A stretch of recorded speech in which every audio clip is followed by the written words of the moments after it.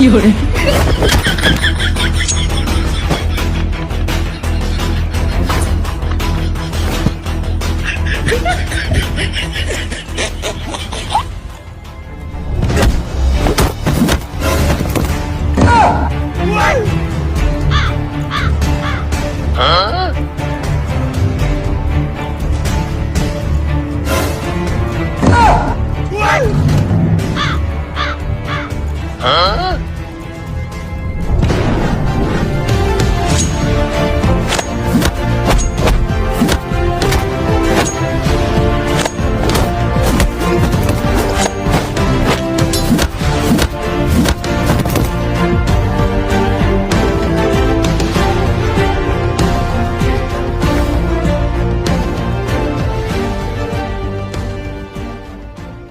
महिला ने चुपके से अपनी सबसे अच्छी दोस्त के सूप में गर्भपात की दवा मिला दी, ये सोचकर कि इस बार बच्चा किसी भी हालत में नहीं बचेगा। लेकिन उसी रात दर्द से तड़पने वाली उसकी दोस्त नहीं बल्कि वह खुद थी। 6 महीने बाद बिना किसी वैवाहिक संबंध के भी उसका पेट असामान्य रूप से बड़ा हो चुका था। उसे पता था कि उसकी सबसे अच्छी दोस्त उसे सरोगेट मां बनाने की योजना बना रही है। अपने पिछले जन्म में गर्भवती उसकी दोस्त थी और उसके पेट में 3 बच्चे थे। फिर भी देखने में ऐसा लगता था जैसे वह खुद बच्चे को जन्म देने वाली हो। और जब बच्चों का जन्म हुआ तो तीनों के बाल सुनहरे और आंखें नीली थी। उसके पति ने तुरंत मान लिया कि उसने उसे धोखा दिया है और गुस्से में उसे जोरदार थप्पड़ मार दिया। आखिर में दोनों उसे खून बहते हुए मरते देखते रहे। जब उसने दोबारा आंखें खोली तो वह अपनी शादी के दिन पुनर्जन्म ले चुकी थी। तभी उसे एहसास हुआ कि उसका पति और उसकी सबसे अच्छी दोस्त पहले से ही उसके पीछे संबंध में थे। उसने वहीं अपनी दोस्त के चेहरे पर जोरदार थप्पड़ जड़ दिया और शादी तोड़ने का फैसला कर लिया। लेकिन उसकी दोस्त ने कहा कि चाहे वह किसी से भी शादी करे, वह कुछ दिनों तक उसके साथ ही रहेगी। तभी महिला समझ गई कि चाहे वह शादी करे या नहीं, वे दोनों उसे अपनी संतान को जन्म देने के लिए इस्तेमाल करने वाले हैं। इसलिए उसने उनकी ही चाल उनके खिलाफ चलने का फैसला किया। सुहागरात पर उसने खुद गर्भ निरोधक गोलियां लेने की योजना बनाई ताकि वह कभी गर्भवती न हो सके। लेकिन तभी उसका पति अचानक उसके पास आ गया। उसने गोलियां चुपके से बर्ड्स नेस्ट सूप में डाल दी। बाद में उसका पति सोने से पहले उसके लिए एक गिलास वाइन लेकर आया। उसे शक हुआ कि वाइन में कुछ गड़बड़ है, इसलिए उसने बहाना बनाकर उसे कमरे से बाहर भेज दिया। वाइन फेंक दी और सोने का नाटक करने लगी। जैसा उसने सोचा था,